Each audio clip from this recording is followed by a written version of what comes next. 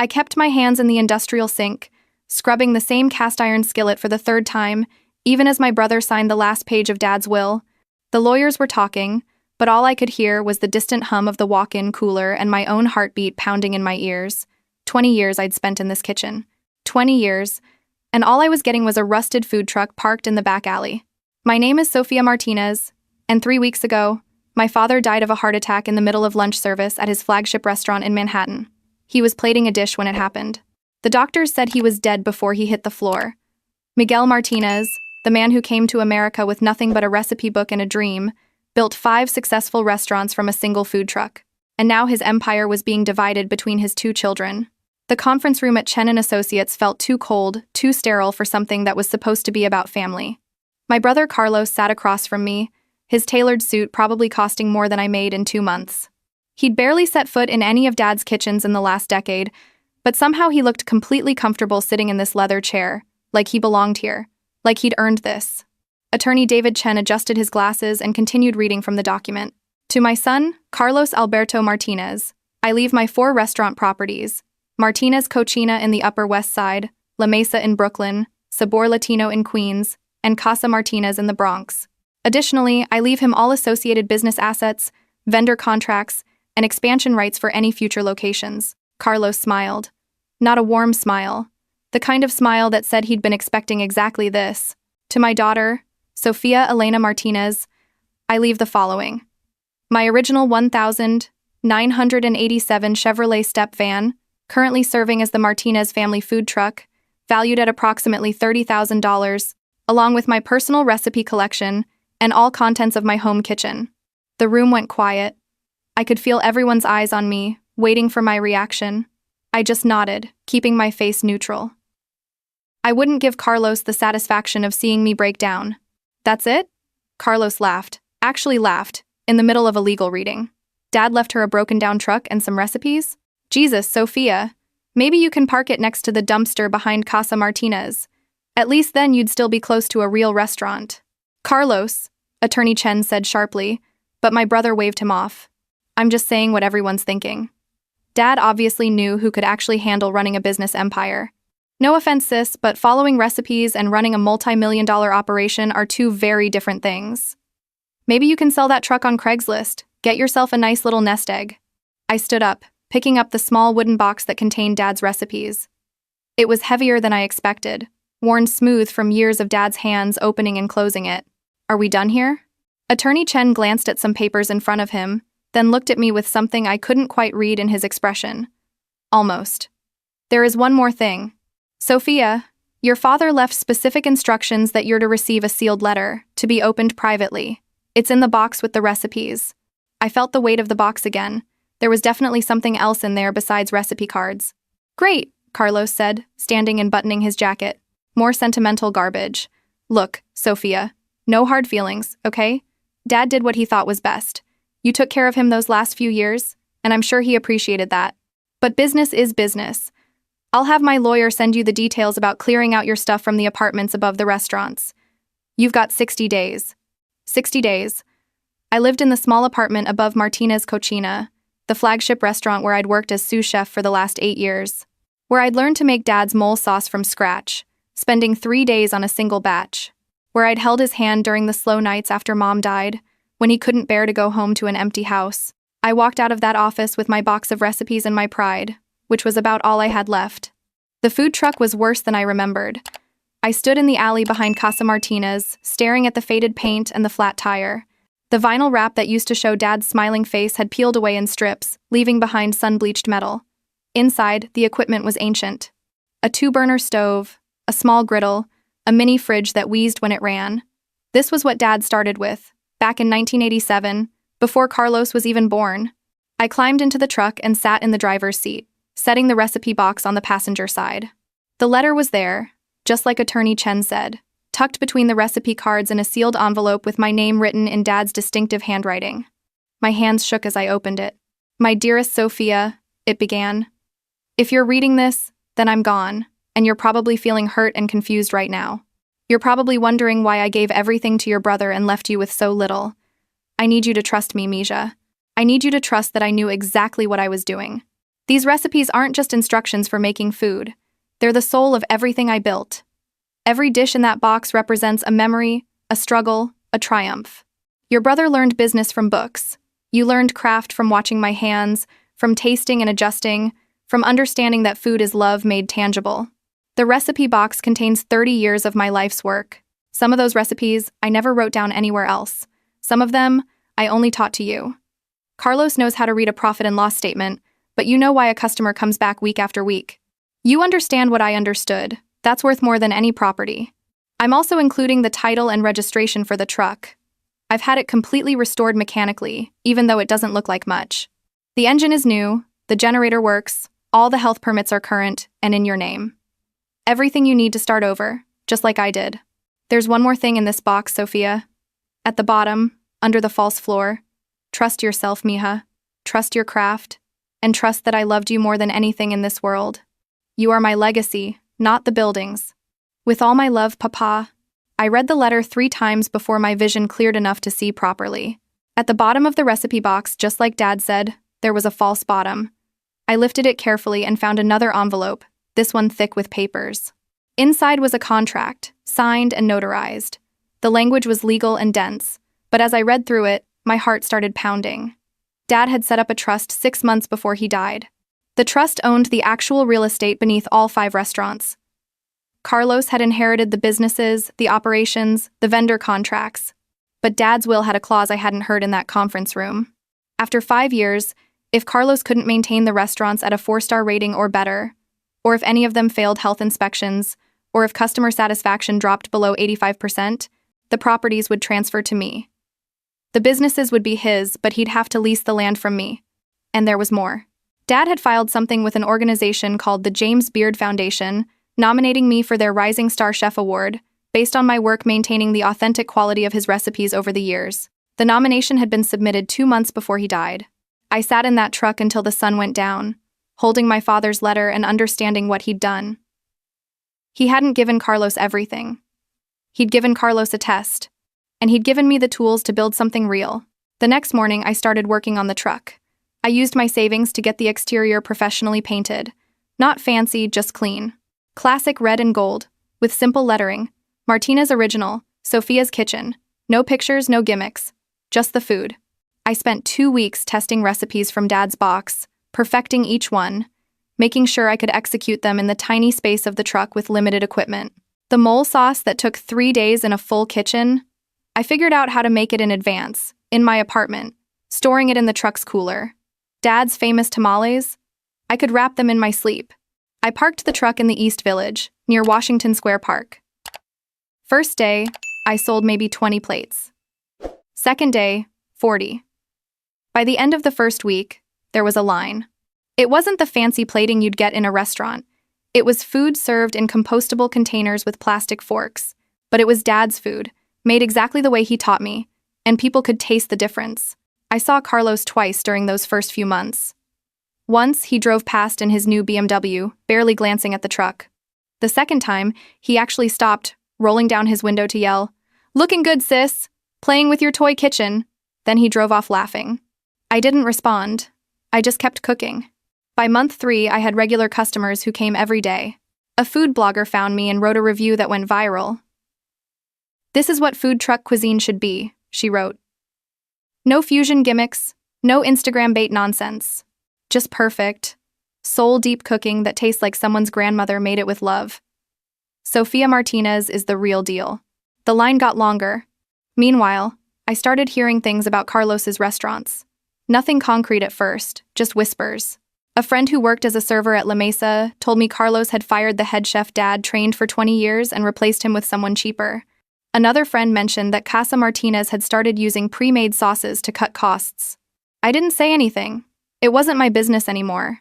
Then, 4 months after Dad died, I got a call from a number I didn't recognize. "Miss Martinez? This is Rachel Foster from the James Beard Foundation. I'm calling about your nomination for the Rising Star Chef Award." My heart stopped. "I wanted to let you know that you've made the shortlist. We'll be sending a representative to evaluate your current work.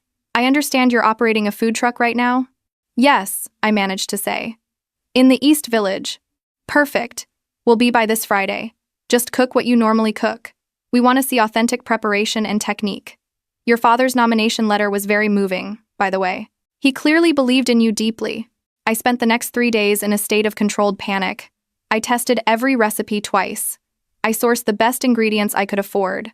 I made sure every single detail was perfect. Friday came. A woman in her 50s approached the truck around lunchtime, dressed casually but watching everything with intense focus. She ordered 3 dishes: the mole chicken, the carne asada tacos, and the street corn. She ate slowly, deliberately, making notes. When she was done, she came back to the window. Sophia Martinez? Yes, ma'am. I'm Dr. Rachel Foster. I've been evaluating restaurants and chefs for the James Beard Foundation for 15 years. She paused, and I held my breath. That was some of the most honest, technically perfect food I've eaten in months. You honor your father's legacy beautifully. I might have cried a little. The award ceremony is in 3 months, she continued. I can't tell you if you've won, but I can tell you that your work speaks for itself. Your father knew what he was doing when he nominated you. She left, and I served the rest of the lunch rush in a daze. That evening, I got a text from an unknown number. This is David Chen, your father's attorney. Can you meet me at my office tomorrow morning? It's important. I showed up at 9 sharp, still wearing my kitchen clothes and probably smelling like onions and cumin. Attorney Chen was already waiting, and he wasn't alone. There was an older woman with him, dressed in an expensive suit. Sophia, this is Patricia Morales. She's a food critic for the New York Times. She's also an old friend of your father's. Patricia smiled warmly. Miguel and I came to New York around the same time, both of us trying to make it in the restaurant industry. He made food. I wrote about it. We stayed close over the years. Miss Morales reached out to me after she heard about your father's passing, Attorney Chen said. She wanted to know if you were aware of something your father set up before he died. I don't understand. Patricia pulled out her phone and showed me a video file. The date stamp was from 6 months ago. She pressed play. It was Dad. Sitting in what looked like Attorney Chen's office, speaking directly to the camera. Sophia, if you're watching this, it means Patricia found you, and it means I'm gone. I'm sorry, Mija. I'm sorry I had to leave you so soon, and I'm sorry for what I'm about to tell you. 6 months ago, I was diagnosed with a heart condition. The doctors gave me a year, maybe less. I spent that time putting my affairs in order, but more importantly, I spent it watching both of my children and understanding who they really were. Carlos is smart, ambitious, and business-minded. But somewhere along the way, he forgot why we do this work. He sees the restaurants as assets, as properties, as profit margins. He's never made a pot of beans with his own hands. He doesn't know what it means to serve food to someone and watch their face light up, because you've given them a moment of joy in their day. You understand that, Sophia. You always have. When your mother died, you were only 12, but you started coming to the restaurant after school. You'd sit at the prep station and watch me work. You asked questions, real questions, not, how much does this cost, or, what's the profit margin? But why do you brown the onions first? And what's the difference between these 2 peppers? I'm leaving Carlos the businesses because I want him to learn what I learned. You can't buy understanding. You can't inherit wisdom. You have to earn it through failure, and humility, and hard work. The properties will be his to operate for 5 years. If he succeeds, truly succeeds in maintaining the heart and soul of what I built, then he deserves to keep them. But I'm giving you something more valuable, Mija. I'm giving you the knowledge, the recipes, the craft. I'm giving you the chance to do what I did. To start from nothing and build something real. That food truck was how I started, and I've kept it all these years as a reminder. Now it's yours. I've also set up something else. Patricia knows about it. There's a clause in Carlos's inheritance that he doesn't fully understand yet. If any of my restaurants fail to maintain their quality standards, if health ratings drop, if customer satisfaction falls below what I maintained, then the real estate transfers to you. He'll have to lease from you. I'm not trying to pit you against each other. I'm trying to teach you both something. Carlos needs to learn that business without soul is just numbers on paper. And you, Sophia, you need to learn that your craft has value. Real, tangible, world-changing value. Don't doubt yourself. Don't think for a second that I gave you less. I gave you everything that matters. Now show them what you can do. The video ended. I sat there, unable to move. There's more, Attorney Chen said quietly. 3 weeks ago, we received notification that 2 of your brother's restaurants failed their quarterly health inspections, Casa Martinez and La Mesa. Both were given citations for food storage violations and unsanitary conditions. My stomach dropped. What? Patricia nodded grimly. I've been watching Carlos's operations since your father passed. I haven't reviewed them officially, but I've eaten at each location multiple times. Sophia, he's cutting corners everywhere. He replaced your father's trained chefs with culinary school graduates who work for half the salary. He switched to cheaper ingredients. He's running the restaurants like a corporate chain, not like family businesses. The health department gave him 30 days to correct the violations, Attorney Chen continued. That was 20 days ago. If he fails the reinspection, the properties automatically transfer to you per your father's trust. He doesn't lose the businesses, but he becomes your tenant. I couldn't process this. Does Carlos know? He knows about the health violations. He doesn't know about the property transfer clause. I'm required to notify him only if and when the transfer actually occurs. I left that office with my head spinning. Part of me wanted to feel victorious, vindicated. But mostly I just felt sad. Dad had set this up knowing that Carlos would likely fail, or at least struggle. He'd set it up as a lesson. 2 weeks later, I was featured in New York Magazine. The article was titled, "From Five-Star Restaurants to Food Truck, Miguel Martinez's daughter keeps the family legacy alive." It included photos of me cooking in the truck, quotes from regular customers, and a side-by-side comparison of my food versus what was currently being served at Carlos's restaurants. The article wasn't kind to Carlos. It noted the drop in quality, the cheaper ingredients, the loss of the authentic Martinez touch. It quoted Dad's old customers saying they wouldn't go back to the restaurants anymore because it doesn't taste the same. I knew Carlos would see it. I knew he'd be furious. He showed up at my truck the next day during lunch rush, parked his BMW illegally, right in front of the truck, blocking my customer's view. "You did this," he said, not even bothering with a greeting. "You set this up, didn't you? Got your little magazine friends to trash my restaurants while making you look like some kind of saint." "I didn't do anything, Carlos, I just cook." "Bullshit. You know what this article did? I lost 3 corporate catering contracts this morning. 3.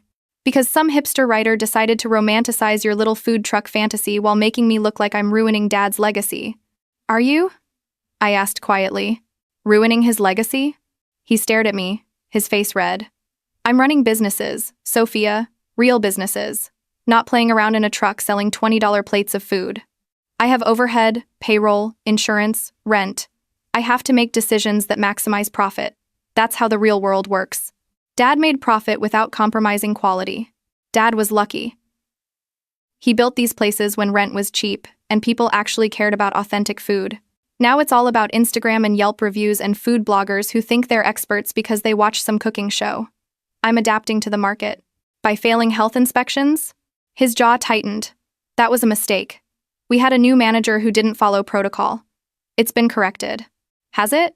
Or did you just move things around enough to pass a re-inspection while still cutting every corner you can?" Carlos leaned closer to the truck window, lowering his voice. "You don't get to judge me. You know what I've been doing while you've been playing food truck hero? I've been keeping 4 restaurants afloat during a pandemic recovery, dealing with staff shortages, supply chain issues, and rent that keeps going up. You've got 1 truck and 30 customers a day. It's not the same thing." "You're right," I said. "It's not the same thing. I cook food that people actually want to eat. Food that honors what Dad built. You're just trying to squeeze profit out of his name." He stepped back like I'd slapped him. For a second, I saw something in his face that wasn't anger. It was hurt. Or maybe fear. "I'm still his son," Carlos said quietly. "I'm still family. He left me those restaurants because he believed in me. He left you those restaurants because he wanted you to learn something. I'm not sure you have yet." Carlos got back in his BMW and drove away. I felt terrible, but I also felt like I'd said something that needed saying. The re-inspections happened the following week.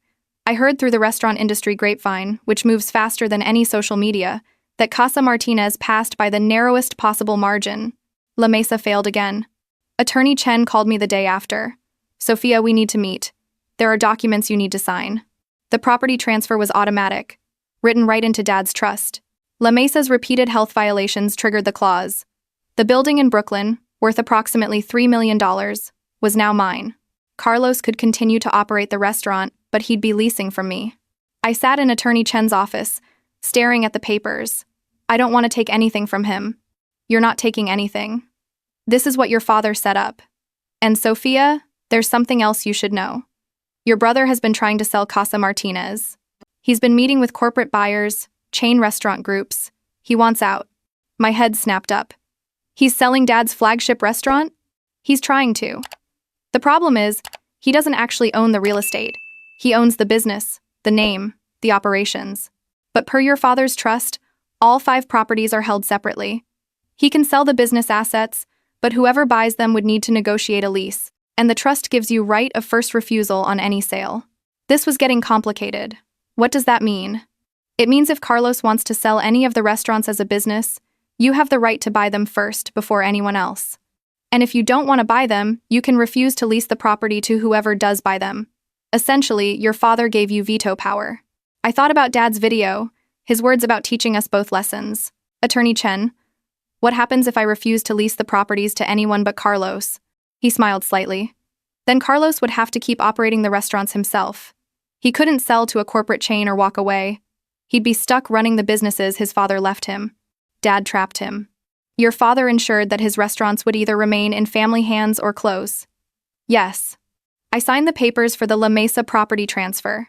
Then I did something that Attorney Chen didn't expect. I called Carlos. We need to talk, I said. In person. Not at the restaurants, not at the truck. Somewhere neutral. We met at a coffee shop in Midtown, far from any of Dad's properties. Carlos looked exhausted. The suit wasn't as perfectly pressed. The confidence was gone. I know about La Mesa, he said before I could speak. My lawyer called. You own the building now. I don't want to own it, Carlos. I want Dad's restaurants to survive. All of them. Then you should have been the one to inherit them. Clearly, Dad made a mistake with me. He didn't make a mistake. He gave you a choice. And he gave me one too. I pulled out the contract I drafted with Attorney Chen's help. Here's what I'm offering. You keep operating La Mesa, but you bring back the original head chef. You source ingredients from the same suppliers Dad used. You stop cutting corners. I'll lease you the building for half of market rate, but only if you maintain Dad's standards. Carlos read the contract, his expression unreadable. This is insane. These ingredient costs will cut my profit margin by 40%. But you'll have a restaurant people actually want to eat at. Right now, you're losing customers faster than you can cut costs. I've seen the numbers. How? Patricia Morales has friends at the Department of Health. She showed me your customer satisfaction surveys. You're at 61%, Carlos. Dad never dropped below 90%. He set the contract down, rubbing his face. I don't know if I can do this. I don't know if I'm capable of running restaurants the way Dad did. Then let me help you. Carlos looked up, surprised. I'll come to La Mesa 3 days a week, I continued. I'll train your kitchen staff. I'll teach them Dad's techniques. I'll help you rebuild what you broke. But you have to actually listen. You have to care about the food, not just the numbers. Why would you help me? I've been awful to you. Because you're my brother. And because Dad wanted us to learn from each other, not destroy each other. You have business skills I don't have. I have cooking skills you don't have. Together, maybe we can actually honor his legacy. Carlos was quiet for a long time. Then he signed the contract. The work was hard. Carlos had spent years disconnecting from the actual craft of cooking, and rebuilding that connection was like teaching someone a language they'd forgotten. But slowly, gradually, he started to understand. He spent time in the kitchens, not just in the office. He tasted the food, learned to recognize when something was off. He started asking the same questions I'd asked Dad years ago. Why this ingredient? What's the purpose of this step?